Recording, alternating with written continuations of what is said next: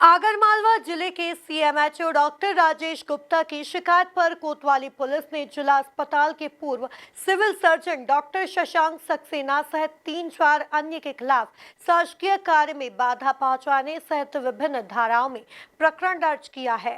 देखिए ये रिपोर्ट। शुक्रवार को नगर में स्थित सक्सेना हॉस्पिटल का औचक निरीक्षण करने पहुंचे सीएमएचओ डॉक्टर राजेश गुप्ता और सक्सेना हॉस्पिटल का संचालन करने वाली डॉक्टर अर्पणा सक्सेना के पति शासकीय चिकित्सक डॉक्टर शशांक सक्सेना के बीच निरीक्षण के दौरान विवाद हो गया।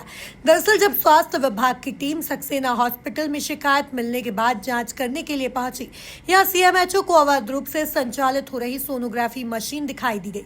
इसके साथ ही सोनोग्राफी कक्ष में कैमरा लगा होना पाया गया। इसके बाद स्वास्थ्य विभाग की टीम ने लेबर के डेटा को खंगाला और उसमें खामी पाई जाने पर मौके से दल ने दस्तावेज जब्त कर मौका पंचनामा बनाया। नहीं, कोई भी किसी प्रकार की शिकायत नहीं थी। मेरा अस्पताल, मैं डायरेक्टर हूँ सक्सेना हॉस्पिटल और रिसर्च सेंटर की, डॉक्टर अपर्णा सक्सेना। मेरे द्वारा पूरे नियमानुसार सरकारी नौकरी से त्यागपत्र दिया गया है। त्यागपत्र स्वीकृत होने के पश्चात मैंने अपना स्वयं का अस्पताल चालू किया है और अस्पताल के लिए राज्य शासन द्वारा जितनी भी तरह की परमिशंस रिक्वायर्ड होती हैं वो सब इस समय मेरे पास हैं। ये सब होने के बाद ही मैंने अपना अस्पताल चालू किया है और नियम अनुसार जब जब रिन्यूअल करना होता है वो भी मैं पूरी तरह से कर रही हूँ। सोनोग्राफी सेंटर के लिए मैंने इसी मुख्य चिकित्सा एवं स्वास्थ्य अधिकारी इन्हीं के कार्यालय में आवेदन दिया था, जिसके पश्चात इनकी टीम ने आकर पूरा अवलोकन किया था और संतोषपूर्ण होने के बाद ही इनकी रिपोर्ट के आधार पर मुख्य चिकित्सा एवं स्वास्थ्य अधिकारी ने स्वयं हमको ये रजिस्ट्रेशन जारी किया है कि हम सोनोग्राफी सेंटर संचालित कर सकते हैं। हमने उनको ये भी बताया था कि कौन सी मशीन हम क्रय करेंगे, उसका कोटेशन भी हमने अपने आवेदन में लगाया था। उस कोटेशन का जो मशीन का नाम, इवन नंबर भी उन्होंने उस लाइसेंस में जारी करके हमको रजिस्ट्रेशन दिया था। उसके उपरांत ही हमने ये सोनोग्राफी सेंटर चालू किया है। अब आज वो क्यों इस तरह से आकर के मुझसे जो उन्होंने ही जो कागज़ दिए हुए हैं उन पे वो स्वयं ही प्रश्न चिन्ह लगा रहे हैं, इसका मुझे कोई कारण समझ नहीं आ रहा है। ये अपने पद का दुरुपयोग करके मुझे 3 घंटे से मानसिक प्रताड़ित कर रहे हैं। इन्होंने मेरा हर रजिस्टर देख लिया, इन्होंने मेरा हर डॉक्यूमेंट देख लिया, सब कुछ व्यवस्थित है। उसके बाद भी ये मुझे 3 घंटे से मेरे अस्पताल की जांच कर रहे हैं। ऐसा कुछ भी इनको नहीं मिल रहा है, फिर भी ये अपने पद का दुरुपयोग करके मुझे बहुत प्रेशराइज कर रहे हैं।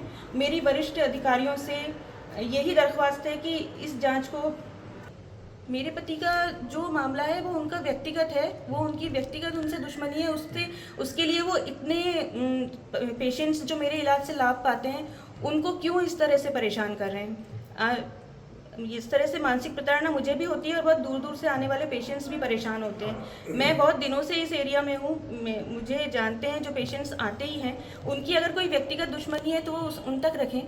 उन्होंने शायद फाइनेंशियली रजिस्टर भी चेक किए हैं, साथ में पंचायत को भी कई पत्र जो से सीएमएचओ ने लिखे। वो अपने अधिकार क्षेत्र से बाहर लगातार काम कर रहे हैं। हाँ, देखिए, पहले तो मैं बताना चाहूँगा कि हमारी रूटीन प्रोसीजर और हर अस्पताल में 3 महीने में हमें औचक निरीक्षण करना ही है। हाँ, ये बात सच है कि हमारी शिकायत भी प्राप्त हुई थी कि जिला अस्पताल से मरीजों को रिफ़र किया जा रहा है, यहाँ पर ऑपरेशन किया जा रहा है, इस तरह की शिकायत भी प्राप्त हुई थी। दूसरा, PCPNDT एक्ट 1994 के तहत सोनोग्राफी मशीन पे भी हमें जानकारी मिली है कि यहाँ पर सोनोग्राफी जो नई मशीन के लिए परचेसिंग की हमने परमिशन दी थी, उसमें सोनोग्राफी हो रही, तो उसको हमने चेक किया है तो वाकई में उसमें सोनोग्राफी होती पाई गई, जो कि PCPNDT एक्ट का उल्लंघन की श्रेणी में आती है। तो हमने डाटा रिकवर किया है और जो भी नियमानुसार कार्रवाई है तो हमारे द्वारा की जाएगी। उसमें कैमरा भी लगा है, हालांकि वो ढका हुआ था, लेकिन कैमरा लगाना भी एक उल्लंघन की श्रेणी में आता है। और वहाँ पर जो डॉक्टर एडलॉइस काम कर रहा था उसमें एप्रिन पहनना, उसके नेम प्लेट का चश्मा होना, ऐसा तो बहुत तरह की अनियमितता PCPNDT एक्ट के तहत इस सोनोग्राफी मशीनें पाई गई। यहाँ पर भी 4 बेड कम मिले हैं, उसकी जानकारी हमने शासन को दी है। और एक हमने बेड की काउंटिंग की है, अब हम PCPNDT पे काम कर रहे हैं क्योंकि एक ज्वलनशील मुद्दा है। हो सकता है कहीं कहीं भ्रूण हत्या और मैं ये नहीं बोल रहा हूँ यहाँ होती है, लेकिन हम जांच करने के बाद ही कुछ बता पाएंगे। लेकिन निश्चित तौर पे उल्लंघन की श्रेणी में पाया है और भी अस्पतालों में अंदर काफ़ी कमियाँ पाई गई है।